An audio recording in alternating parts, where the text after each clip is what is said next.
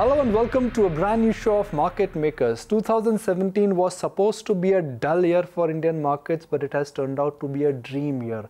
Benchmark indices are sitting at a record high. There is a gush of global and local liquidity.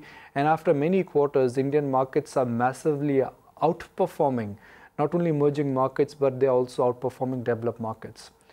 So where do we go from here? The easy answer which I get when I ask everyone on why markets are going higher, the easy answer is liquidity. But is it all about liquidity?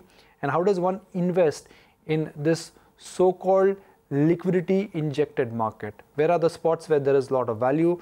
Which are pockets of outperformance? To discuss all that and much more, I have with me a very special guest, someone who has this unique edge of identifying mid and small cap businesses, and then he rides the business cycle. Sumeet Nagar of Malabar Investments. Fantastic to have you back. Thank you for joining us. It's your first time on Market Makers, so a very warm welcome to you once again. Thank you. It's my pleasure to be here. What's going on? I mean, Jan 2017, if I would have done a consensus, if I would have done a poll, the best case scenario for market was 5 to 7% higher. What do we have? 10% on the Nifty in first 3 months, 14% on the Nifty in dollar terms. This is turning out to be a dream year. Well, it's only one quarter through, so we'll see. We'll see how it pans out. But I think as things stand today, there are many positives, right? So there are many positives on the domestic side.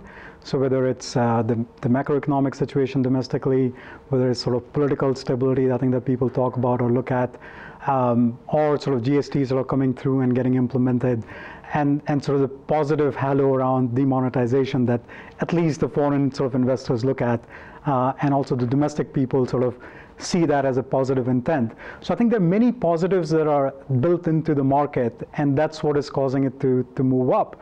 And of course, there is a liquidity, right? So these are all the factors that are behind. But I would say that ultimately, over the long term, it always have to be backed up by the earnings. And earnings are not there. They're not there yet. So I think that creates a risk. Come down. That creates a risk, right? So either the markets have to sort of get aligned with the earnings, so they get time corrected or they get pulled down, or the earnings have to move up, right? What we've seen over the last, say, 2 or 3 years is that the earnings always seem to be 2 quarters away, right? It's always that 6 months away, but it has been slow in coming. But I think today, I think again, I won't say for the rest of the year or for next 1 or 2 years, but I think if you're looking from 3-4 years perspective, I think a lot of the things have come to the right sort of set of combinations, right? So you have interest rates have come down, commodity prices have corrected, and they're slowly sort of started to move up. You've seen sort of demand slowly coming back.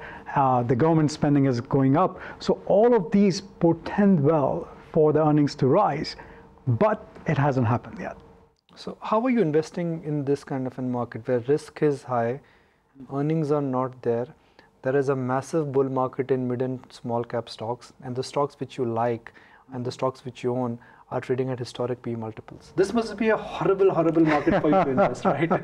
Yeah, so I think it's not an easy time to invest, and I think in your career you will always find these times, right? So so there are times when you will find lots of opportunities and you have to focus on where to invest, and there are times like these where the opportunities are few and far in between.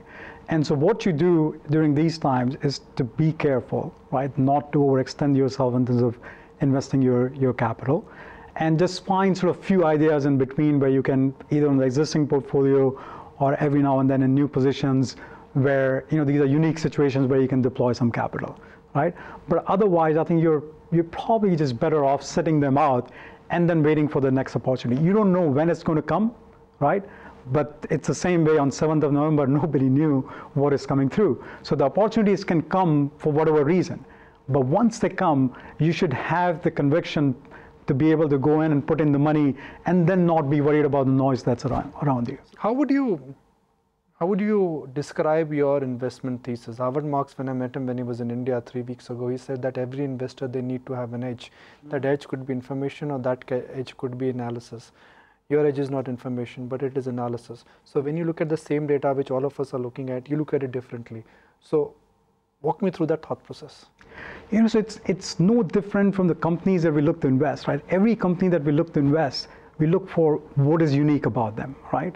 And so in some ways, as an investor, we have to behave the same way. That what is it that we're thinking, or what is it that we see in an investment that other people don't see? Can you give me an example? Right?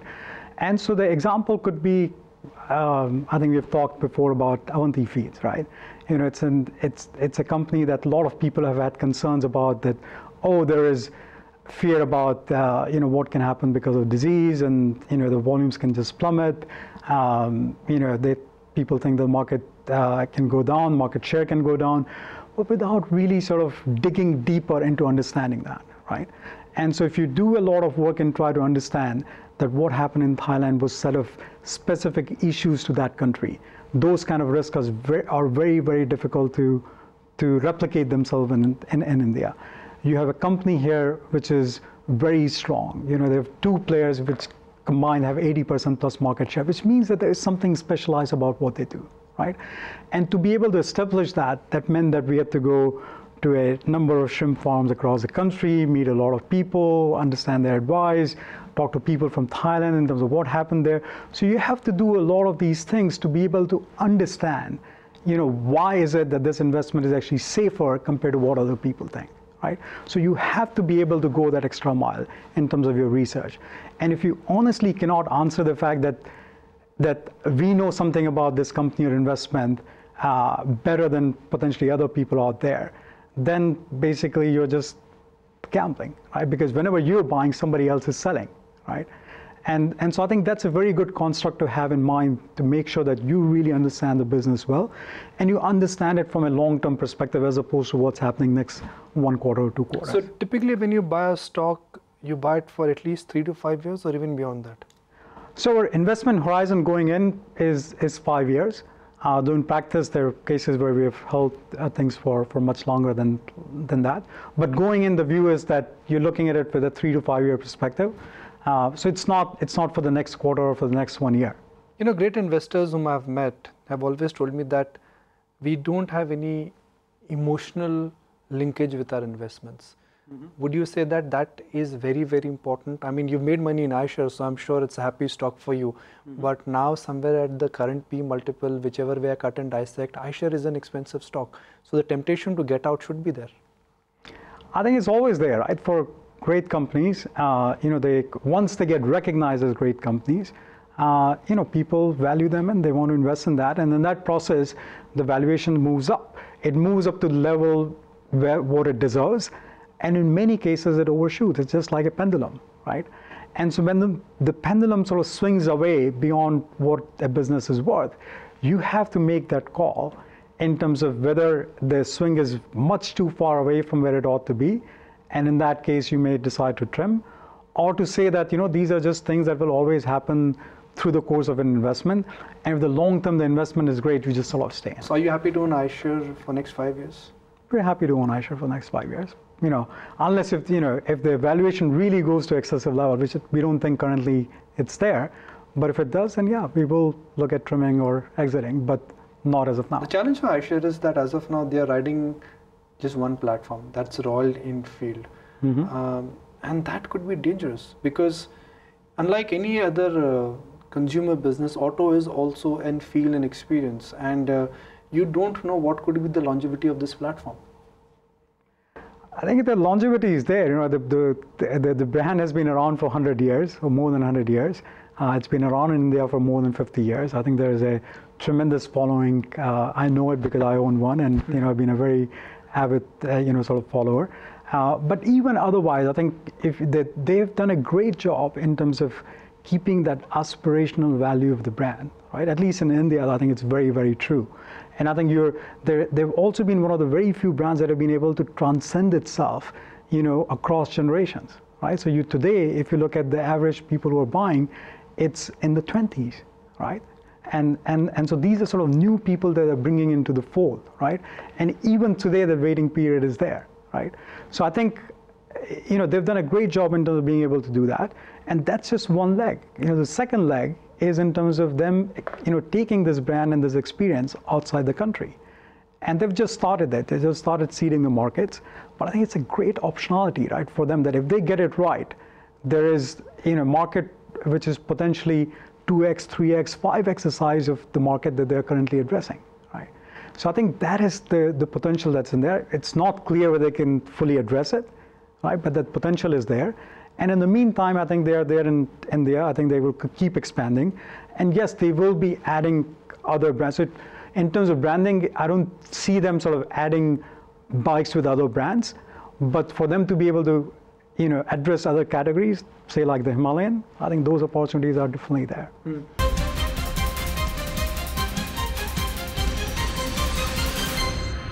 Long-term investor is always hunting for some value, and the value is always available when there is distress, when there are concerns. When an asset class gets a good name, it's priced to perfection. When an asset class or a group of stock gets a bad name, you'll always get some opportunity there. So what is priced to perfection, and where do you think there is value in this market? So I think today's market, just given because of all the positives that are out there, I don't think you find a lot of value. There is no screaming buys there that are out there. But I think you do find pockets of opportunities here and there. What did you acquire last? So I think off late, as I said, we've been, very, very slow buyers. So it's not been a, very happy hunting ground for us. If anything, I think most of our addition of capital was to existing companies during the monetization. And then before that, during the 2016, sort of the beginning of the year, when the market had corrected. I think so those are happy hunting grounds, especially when you see corrections happening because of global factors. I think that's a great time to be able to go and buy those things. In today's environment, things that are trading cheaper are things where there are concerns, right? And so you look at IT and pharma, right? We've been under a lot of pressure, but there are also genuine concerns, right? So if you can find select opportunities within there where those concerns may not be there, and you can find pockets of growth, you can find opportunities in those sectors as well. There are obviously other sectors that we generally don't look at, but who knows? I mean, there's potentially opportunities in things like infrastructure or PSU banks. We don't touch them, but things that are beaten down, when the trends start to change, they can give an opportunity. But it's not something that we focus on. Well, we can vouch for a cyclical recovery for Indian economy is coming. And typically when cyclical recovery comes back, wholesale banks or PSU banks, you will see infra names, they will do very well, capital goods will do very well. So how are you resisting yourself from not spotting opportunities there? Because if you are betting on earnings recovery, you can make a reasonable case that the earnings recovery in at least that end of the economy is coming. I can't vouch for IT, I can't vouch for pharma, I cannot even vouch for consumers. But I can vouch for earnings recovery in road, airports, ports, capital goods, power. So I think the recovery can happen in those places. When that starts, nobody knows, right? And then even when it starts to find individual companies where you find the right balance sheet, the right sort of corporate governance, and sort of visibility, it's just a very tough ask, right? And so it is possible to make money there, but it's not for us, right? So I think the way we sort of avoid that temptation is to say that, we're looking for things that will work out over the next 5 years or next 10 years, right? It's very tough to say that you find something in infrastructure where you will have that sort of visibility and comfort. How many stocks do you track as a team on a daily basis? So we do research, right? So it's, we have 15 core companies in a portfolio, and many of them have been there for years and years. So it's not like you have to track them daily. But you stay in touch, you see what's happening in there, you keep following them.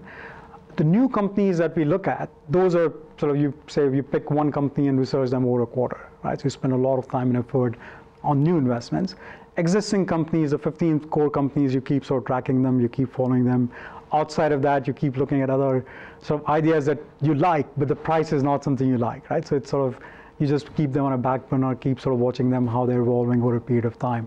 So you have to manage your time and effort accordingly, right? But ultimately, the whole idea is that you want to be able to hit when the pitch is right. In baseball or in cricket terms, it's like a test match. Right? You don't have to go and hit every single ball that comes. You need to be able to know which ones to leave, right? And it's only when you're very, very sure that I can hit this to the boundary and I'm not taking any risk in doing that, that's when you push forward. Well, the test players don't have an option. They have to hit at every ball. As investors, you have an option, maybe not to hit at every ball. Yeah. So the top 3 or 4 holdings, how much do they constitute as part of your portfolio? So as I said, the top 15, the core portfolio is 70-80%, so it's very, very concentrated. The top 5 are generally being 35-40%, so it's a reasonably concentrated portfolio, and that's the way it ought to be. How often do you churn? We don't churn them very much, right? So if you look at on capital basis, our churn is probably 10%, at most 15% in some years. So that basically would mean that your overall turnover is 7 to 10 years. Are investors happy to give you a fee then for a very boring portfolio? Well, it's one of those things. It's like, the guy who comes to fix your entire air conditioning system, he goes around in the basement, then goes, takes a hammer and hits at one pipe, and it starts to work. And he charges whatever $10,000, $100. So $100 for basically hitting that hammer, but $10,000 is to figure out where to hit. Right? So I think this is what the investors sort of come to us to say that you do months and months of research to find those handful of companies where you allocate the capital. And even after that, it's not just sitting back. You keep monitoring them. And then at points in time, you will add to them. At points in time, you will sort of take away from them, right? So you will do those adjustments. But those companies may remain in portfolio for a long period of time. And so you have to find the right set of investors who are aligned with that philosophy. Your core competence, so let me put it this way, the pond where you fish is the mid and the small cap pond. Now, we've seen an extraordinary bull run in the small and the mid cap space. It will be difficult to replicate the kind of returns what you've generated in that space. So are you telling your clients now to hunker down expectations? I think you will have to, right? So from time to time, you'll have those periods where the valuations have moved up, and when the valuations move up, your future returns automatically come down. But it is always happens in the scenario where the expected risk is also low, right? So when the risk is low, your returns expectations ought to be low as well, and that I think today is probably one of those environments, right? So I think when we go to the clients today, we tell them that you should expect to get returns maybe half of what we generated over the last 3 years. Why is that? It's just because if you look at 3 years ago, when you're coming into an economy where the valuations are so beaten down coming out of that 2013 sort of taper tantrum and so forth, when things are that beaten down, it's easy to be able to generate returns because you're coming in at very, very low valuations, right? When you're investing at higher valuation, that's a challenge. Right. So I think as an investor, you have to make sure is that you even yourself out. So you won't have all the capital to be able to invest when things are down, right? And so in today's environment, you shouldn't be taking all the capital and investing. So you spread it out, which is what we tell investors. You spread it out over a period of time. And if you see a big fall or a big correction, or if the earnings start to move up, that is the time that you want to start allocating more. Fair point. Now, you've run a very consumer-facing portfolio. Lapal, Eicher, I would like to call it a bet on consumers. The consumption stocks in India, they've gone through a massive bull run. And we've seen that when the market leadership changes or the face of the economy changes, the laggards become losers and the losers, they become laggard. Do you think this mega bull run, what we've seen in the consumer names or some of the consumption names, that's behind us now? The face of the bull market is changing, the leadership in the market is changing. I suddenly noticed in the morning that it is DLF which is the biggest gainer on the Nifty. It is no longer Eicher or Bosch. You'll always have those times, right? So there may be a quarter, there may be a year, there may be a few years, right, where different sort of sectors sort of take the leadership as you call it. But I think if you're investing over the longer term, if you're looking for compounders, I think it's tough to find them in some of those other sort of cyclical sectors, right? And so I think the bulk of the portfolio is still more in companies that you know for sure that come what may, they will still do well. So what is your criteria? Is it the pricing power? Is it attractive entry point? What is that checklist? What is your checklist like? Give me 3 nugget points. See, if you're looking for compounders, it's simple. What you need is 3 things, right? You need companies which have the ability to keep growing at an above average rate. So that means they need to have a long enough runway. To be able to fund that growth, they need to have enormous economics around their business, which is the moat, right? And you need both. You need the moat and you need the runway of growth.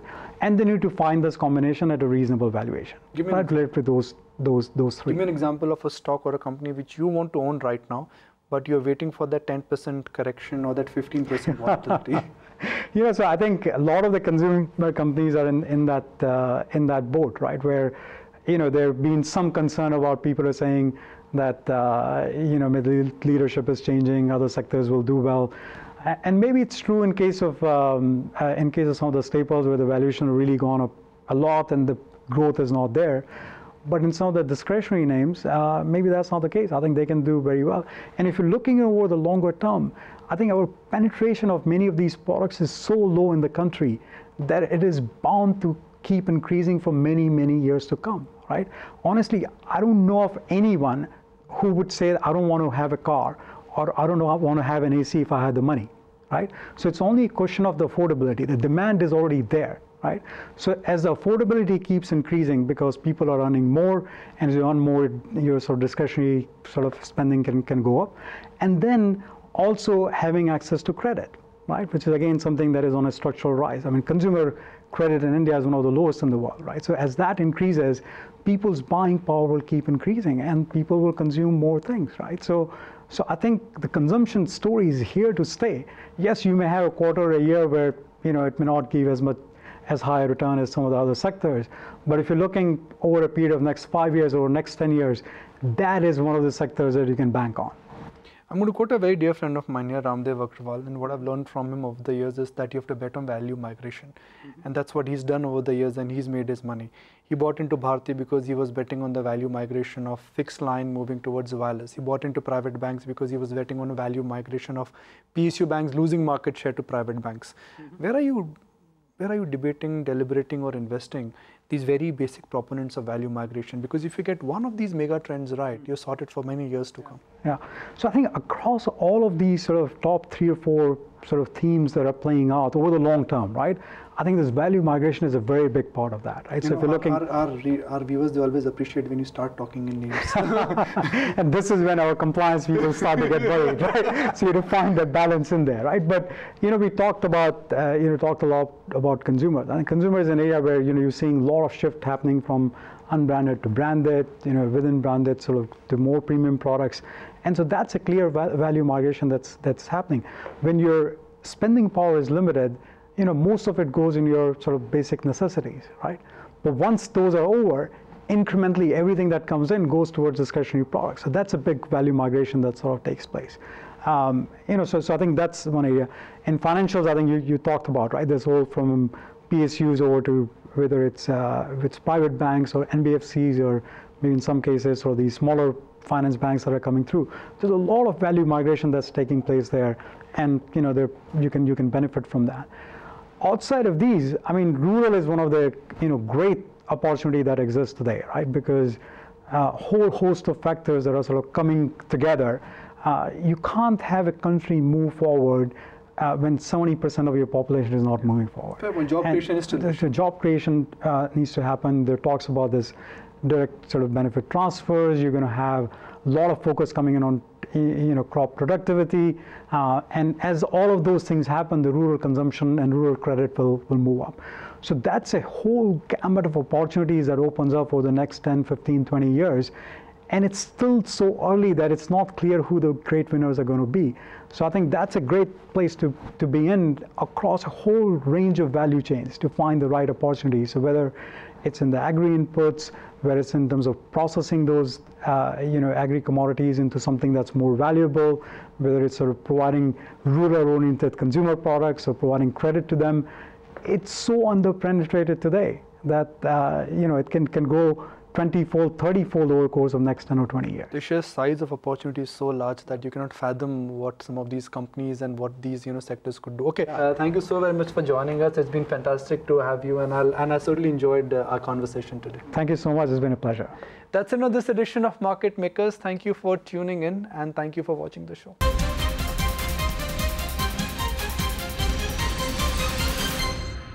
Find us on Facebook at facebook.com/etnow and don't forget to click the like button. You can also follow us on Twitter at etnowlive. To stay updated with all our programming, hit the subscribe button on our YouTube channel by logging on to youtube.com/user/etnow.